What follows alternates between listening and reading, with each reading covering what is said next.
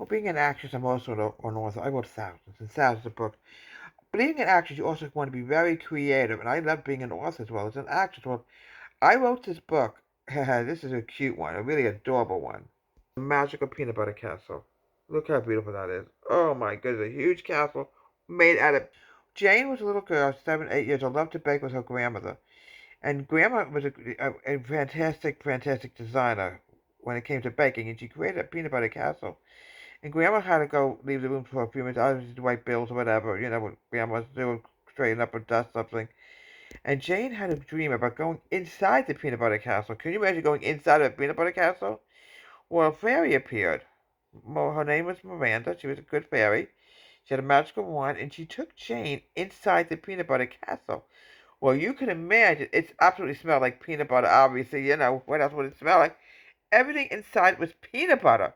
She even had a treat. She had peanut butter cookies, and it was loaded with peanut butter chips. It rained peanut butter chips inside the castle. You see in the back where everything was made out of peanut butter.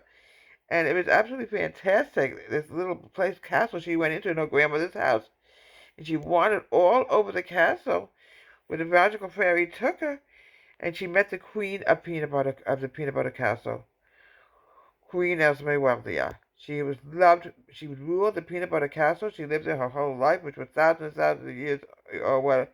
What am I saying? Thousands and thousands of years. It was just created, but in her mind, it was like years and years, because there was no time inside the peanut butter castle. The time stood still virtually, and she wandered all over the castle. She absolutely loved the smell of a moment. She went to the peanut butter kitchen where the queen was baking a fantastic peanut butter cookies and peanut butter bread and peanut butter cake. Everything was peanut butter. And she had to leave the castle, so the magical fairy put it back to her normal, put it back to a normal size.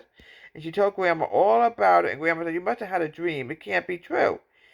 And no, she said it is true. And the fairy appeared to even to Grandma, and they took them both into the peanut butter castle so Grandma could see what is inside the peanut butter castle that she baked. And then they were put back to normal size, and it was a talk they will always have with Grandpa, who went fishing that day. From Deborah Theater, have a great day.